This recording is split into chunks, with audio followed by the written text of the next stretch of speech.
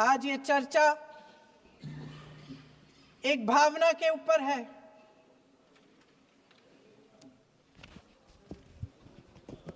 और जब हम वंदे मातरम का नाम लेते हैं तो वही भावना हमारे दिल में उजागर होती है। जब हम वंदे मातरम का नाम लेते हैं तो हमें उस पूरे इतिहास की याद आती है जो स्वतंत्रता संग्राम का इतिहास था, उसकी पीड़ा, उसका संघर्ष, उसका साहस, उसकी नैतिकता, उसका जो बल था कि ब्रिटिश साम्राज्य उसके सामने झुका। अध्यक्ष महोदय, वंदे मातरम उस आधुनिक राष्ट्रवाद की अभिव्यक्ति है जिसने भारत के लोगों को एक राजनीतिक और नैतिक आकांक्षा से जोड़ा, जिसने भारत के लोगों को एक साझा नियति के उत्तराधिकारी, एक साझा भविष्य के निर्माता के रूप में देखा। लेकिन आज की ये बहस मुझे कुछ अजीब सी लग रही है। जैसे मैंने कहा, ये गीत देश की आत्मा का हिस्सा बन चुका है। 150 सालों से देशवासियों के दिलों में ये गीत बस चुका है। 75 सालों से हमारा देश आजाद है, तो फिर आज इस बहस की क्या आवश्यकता है?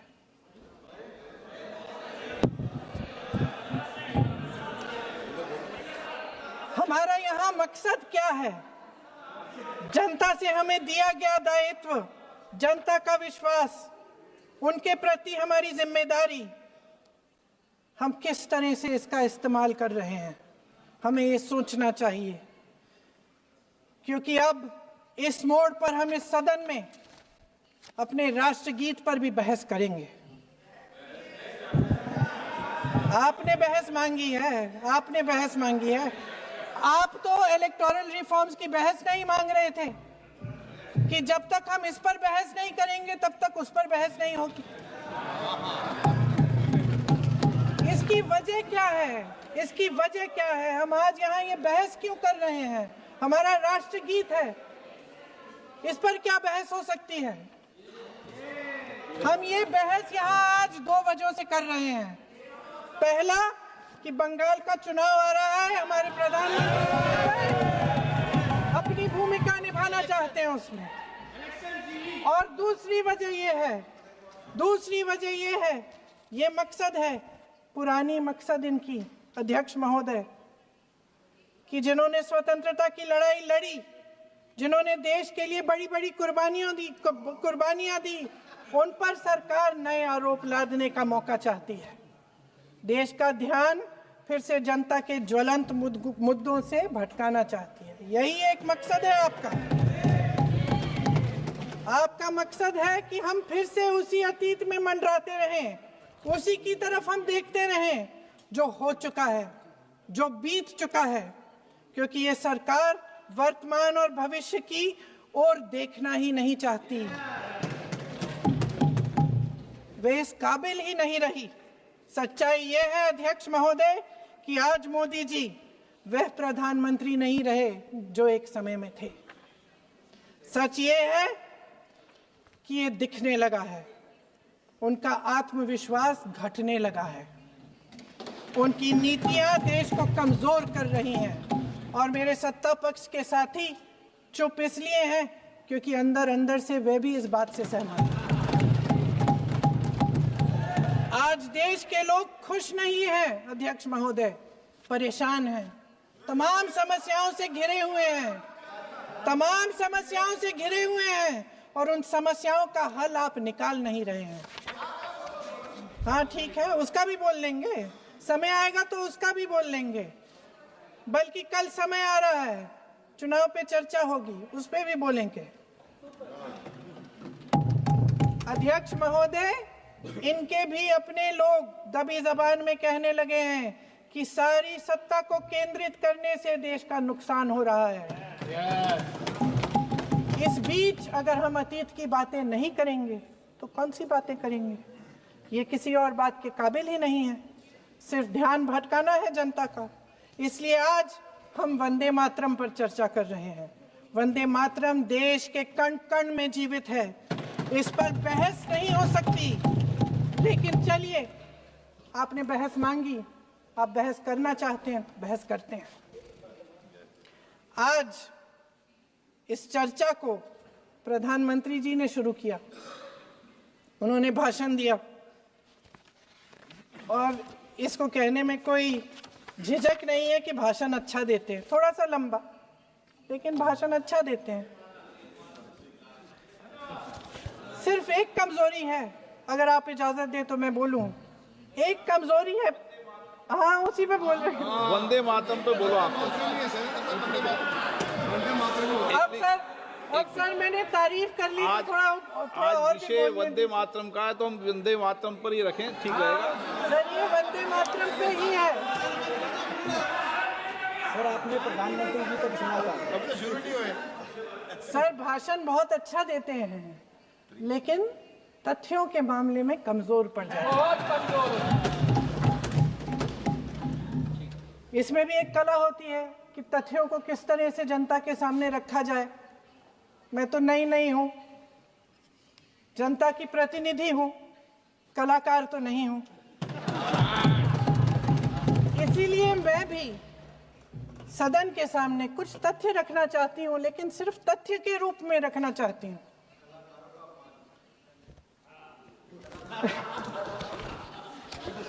मैं उदाहरण दूं, उदाहरण दे देती हूँ। सर मांग रहे हैं सर वंदे मातरम के बारे में, वंदे मातरम की जो सालगिरह पे आपने एक बड़ा कार्यक्रम आयोजित किया था, उसमें प्रधानमंत्री जी ने भाषण दिया। उसमें उन्होंने कहा कि 1896 में पहली बार गुरुदेव रविंद्रनाथ टैगोर ने ये गीत एक अधिवेशन में गाया। उन्होंने ये नहीं बताया कि कौन सा अधिवेशन था, महासभा, हिंदू महासभा का अधिवेशन था, आरएसएस का अधिवेशन था, किस बात से कतरा रहे थे कि ये कांग्रेस का अधिवेशन था। और उदाहरण दूं कि मैं अपना भाषण जारी रखूं, दे रही हूं। जो वंदे मातरम की जो क्रोनोलॉजी है वो भी आप समझिए, जो असली क्रोनोलॉजी है। 1875 में महाकवि बंकिम चंद्र चट्टोपाध्याय ने इस गीत के पहले दो अंतरे लिखे, जो आज हमारे राष्ट्रगीत घोषित हुए हैं, मतलब जो घोषित हुए थे और जिसको हम आज अपना राष्ट्रगीत कहलाते हैं। ये पहले दो अंतरे लिखे 1882 में। 7 साल बाद उनका एक उपन्यास प्रकाशित हुआ, आनंद मठ। उस उपन्यास में यही कविता उन्होंने प्रकाशित की, लेकिन इसमें 4 अंतरे जोड़ दिए।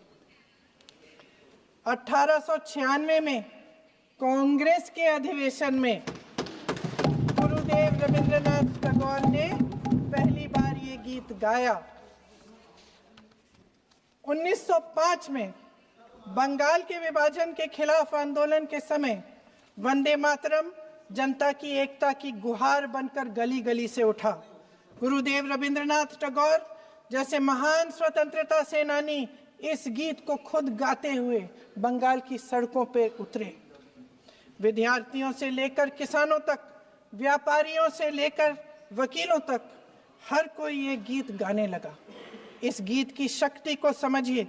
ब्रिटिश साम्राज्य इसको सुनकर कांपता था और हमारे देशवासी इसको सुनकर वह मन बनाते थे, वह हिम्मत बनाते थे कि इस भयंकर साम्राज्य के खिलाफ सत्य और अहिंसा के नैतिक हथियारों को लेकर शहीद होने की तैयारी करते थे।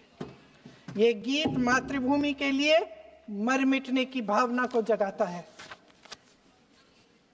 इस गीत की शक्ति ये है, इस गीत का हमारे देश से जुड़ाव ये है। लेकिन 1930 के दशक में हमारे देश में जब सांप्रदायिक राजनीति उभरी, तब ये गीत विवादित होने लगा 1937 में, अब ये मैं दूसरा उदाहरण देने वाली हूँ क्योंकि प्रधानमंत्री जी ने अपने भाषण में इसका उल्लेख किया और गलत किया, इसीलिए मैं इसके जो सच्चे जो तथ्य हैं वो आपके सामने रख रही हूँ। 1937 में नेताजी सुभाष चंद्र बोस कांग्रेस का अधिवेशन कलकत्ता में होने जा रहा था, उसका आयोजन कर रहे थे। तो जो मोदी जी ने पत्र सुनाया सदन में 20 अक्टूबर का और कहा कि जवाहरलाल नेहरू जी ने नेताजी को ये चिट्ठी लिखी और ये कहा कि इस पर चर्चा होनी चाहिए, उससे पहले 3 दिन पहले नेताजी सुभाष चंद्र बोस ने पंडित जवाहरलाल नेहरू को एक चिट्ठी लिखी थी जिसका जिक्र आपके प्रधानमंत्री ने नहीं किया। और इस चिट्ठी में सुन लीजिएगा,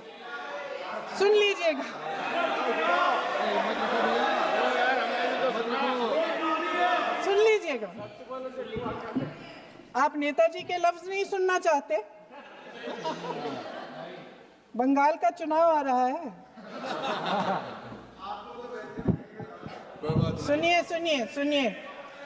सुनिए।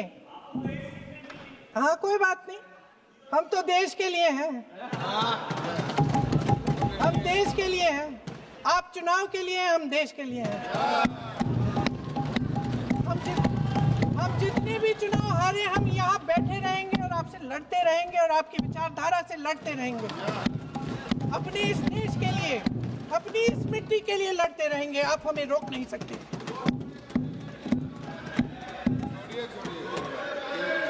सुन लीजिए सुभाष चंद्र बोस जी ने क्या कहा, सुन लीजिए। My dear Jawahar, reference Vande Mataram, we shall have a talk in Calcutta and also discuss the question in the working committee if you bring it up there. I have written to Dr. Tagore to discuss this matter with you when you visit Santi Niketan. Please do not forget to have a talk with him when you visit Santi Niketan. ये 17 अक्टूबर को लिखी जाती है। 10 अक्टूबर को नेहरू जी इसका जवाब देते हैं और आपके और 20 अक्टूबर को, हाँ ठीक है, 20 अक्टूबर को नेहरू जी इसका जवाब देते हैं। इस जवाब की एक पंक्ति प्रधानमंत्री जी ने सुनाई, बाकी पंक्तियां क्यों नहीं सुनाई? क्योंकि उनमें नेहरू जी क्या कह रहे हैं?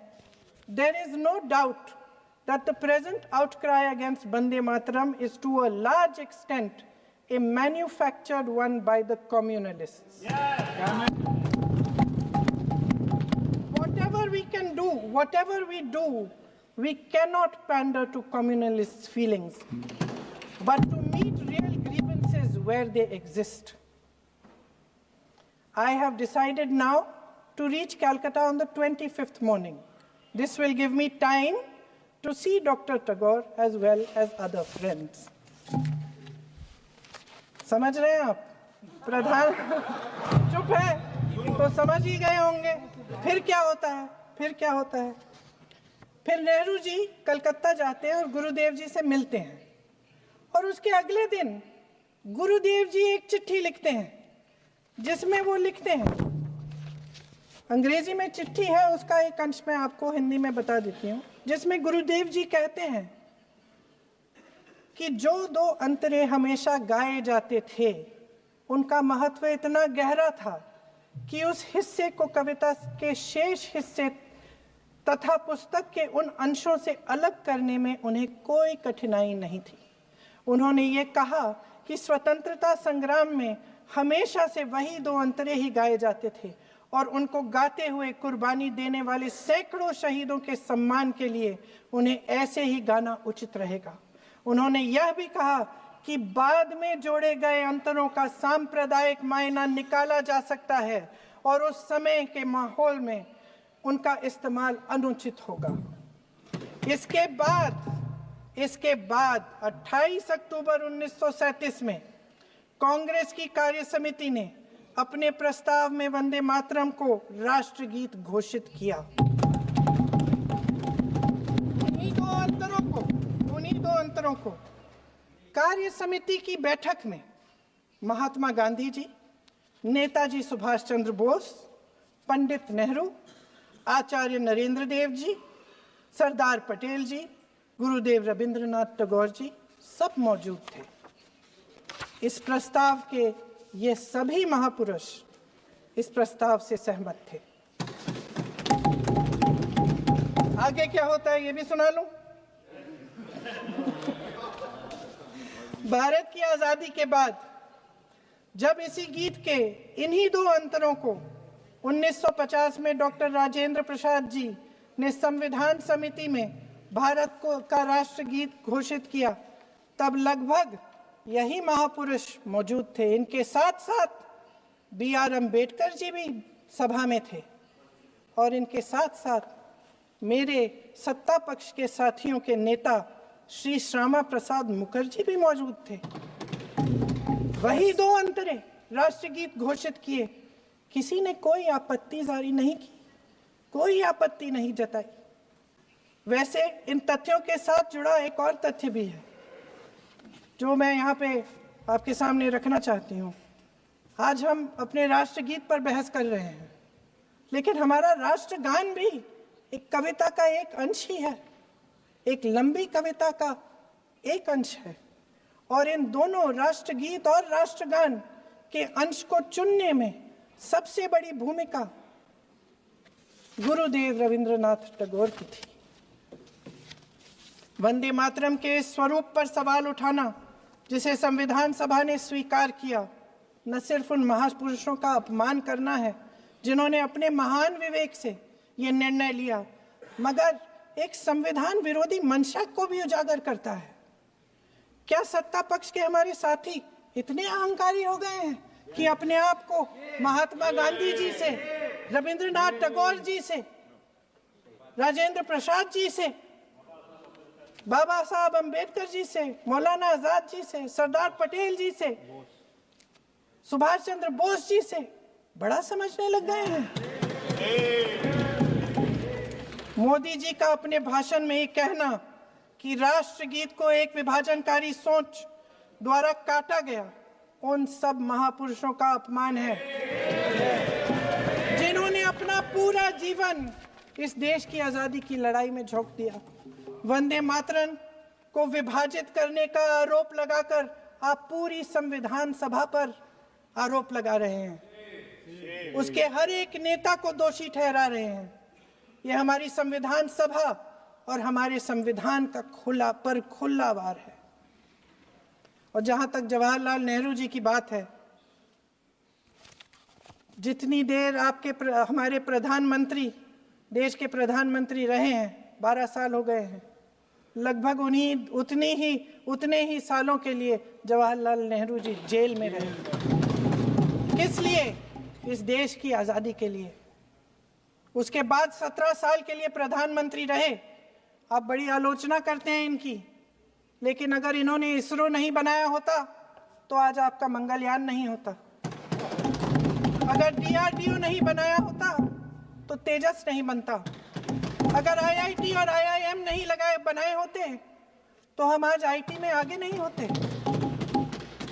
अगर एम्स नहीं बनाया होता तो हम कोरोना की जब बड़ी चुनौती का सामना कैसे करते? हाँ, वही बना कुछ भी।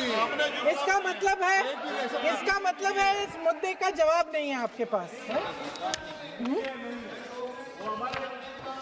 अगर इन्होंने BHEL, गेल, सेल, भाखड़ा नंगल ये सब नहीं बनाया होता जो आप सब बेच रहे हैं,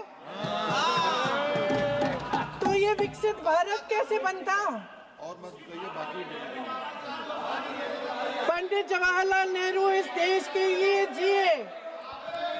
सुन लीजिए, बेच लो यार, और बाकी भी बेच देंगे। पंडित जवाहरलाल नेहरू इस देश के लिए जिए और देश की सेवा करते करते उन्होंने दम तोड़ा। फिर भी सुन लीजिए, मेरी एक सलाह ले लीजिए।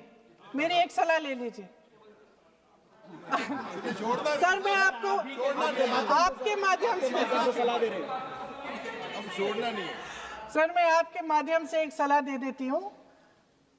हमारे प्रधानमंत्री महोदय 12 सालों से इस सदन में हैं, मैं मात्र 12 महीनों से हूँ। फिर भी छोटी सी सलाह है।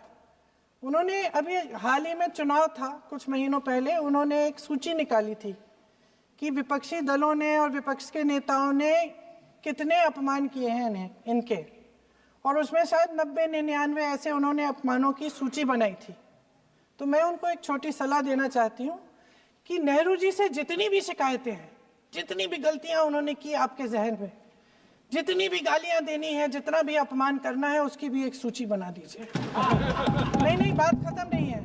999 अपमान, 9,999 अपमान, सूची बना दीजिए और फिर हम एक समय निर्धारित करते हैं। जैसे हमने 10 घंटे आज वंदे मातरम पर हमने बहस किया है ना, उस तरह से हम अध्यक्ष महोदय जी से पूछेंगे, एक समय निर्धारित करेंगे, 10 घंटे, 20 घंटे, 40 घंटे, जितने घंटों में आपकी ये शिकायत पूरी हो जाए, माननीय सदस्य आप शांत हो जाए और हम बहस कर लेंगे। लेकिन इस सदन का कीमती समय, जिसके लिए हमें यहाँ पे जनता ने भेजा है, जैसे हमें जनता की समस्याओं को हल करने के लिए चर्चा करनी चाहिए, इस्तेमाल करना चाहिए, उसको एसी के लिए इस्तेमाल करिए। उसके बाद जैसे अंग्रेजी में कहते हैं ना, जैसे अंग्रेजी में कहते हैं कि once and for all let's close the chapter, close कर लीजिए। देश सुन लेगा क्या क्या शिकायतें हैं, किसने क्या किया, इंदिरा जी ने क्या किया, राजीव जी ने क्या किया, परिवारवाद क्या होता है, नेहरू जी ने कौन सी गलतियां की, सुना लीजिए, फिर खत्म। उसके बाद बेरोजगारी, महंगाई, महिलाओं की समस्याएं, जो पीएमओ में हो रहा है उसकी बातें, उसकी चर्चा, जो बैटिंग ऐप के बारे में हो रहा है पीएमओ के अंदर, आप सदस्य प्लीज, जो एफस्टीन फाइलों में आपके मंत्री महोदय के नाम निकल आए हैं, उसकी चर्चा करेंगे। आप वंदे मातरम में बोले, आप इधर उधर डाइवर्ट मत हो।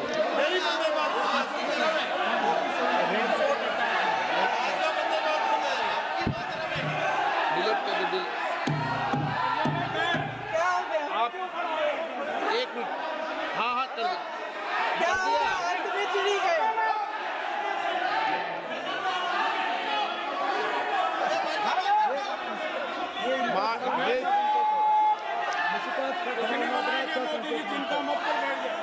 बहुत बढ़िया। माननीय सदस्य, 1 मिनट, माननीय सदस्य, आप वंदे मातरम पर सार्थक चर्चा करें।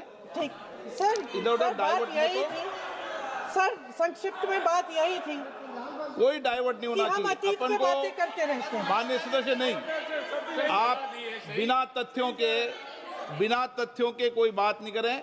आप वंदे मातरम पे बोले उचित रहेगा।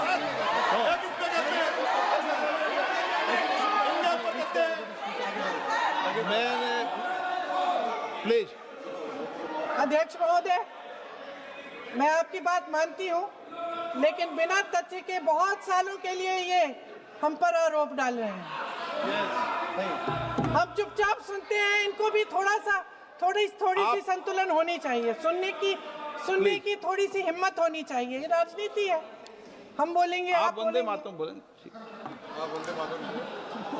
वंदे मातरम सर।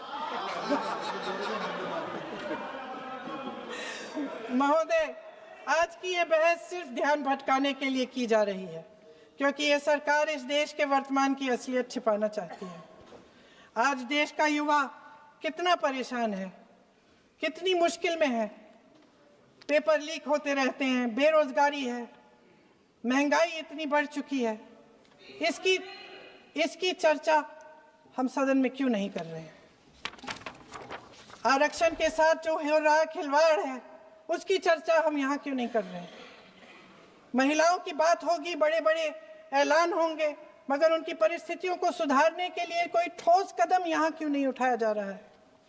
इन्हीं दरवाजों के बाहर खड़े होकर पत्रकार तरह आपने कहा कि आरोप मत लगाइए बगैर तथ्य के, तो मैं बोलूं कि नहीं बोलूं? नहीं, बिल्कुल नहीं। नो, आप उधर की बात मत बोलो। आप जल्दी से बोल लेते हो, सदन में जो कुछ भी बोले हैं वो तथ्यों से बोले। आपको हर चीज ऑथेंटिक करनी पड़ेगी, इसलिए आप तथ्य से बोलें। अच्छा सर, बड़े बड़े शहरों में प्रदूषण है, लेकिन हम इस सदन में बैठकर सिर्फ छोटी छोटी बातें करेंगे।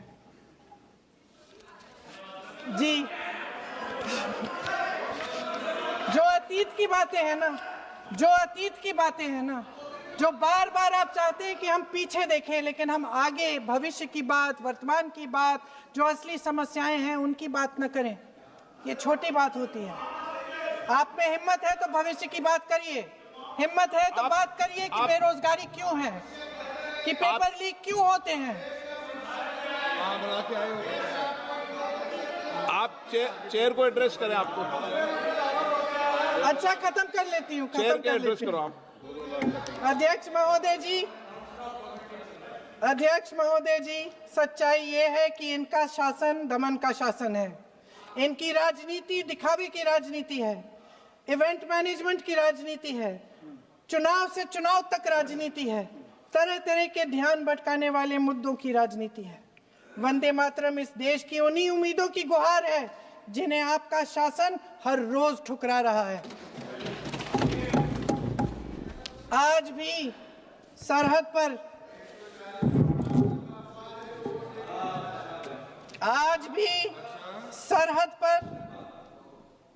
पर जवान जब दुश्मन का सामना करता है तो उसकी छाती में वंदे मातरम गूंजता है।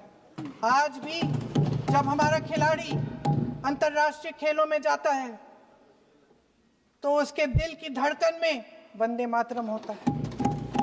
आज भी इस देश के करोड़ों देशवासी जब अपने राष्ट्र ध्वज को फहराते हुए देखते हैं तो उनकी जबान पर वंदे मातरम, वंदे मातरम, वंदे मातरम आता है।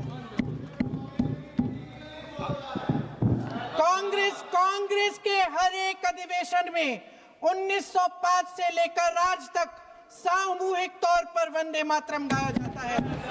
आपके अधिवेशनों में गाया जाता है कि नहीं, ये बताइए। अपने देश की आत्मा के इस महामंत्र को विवादित करके आप एक बहुत बड़ा पाप कर रहे हैं। इस पाप में कांग्रेस पार्टी शामिल नहीं होगी। ये राष्ट्रगीत वंदे मातरम हमेशा से हमें प्यारा है, हमेशा से हमारे लिए पवित्र रहा है और हमेशा के लिए हमारे लिए पवित्र रहेगा।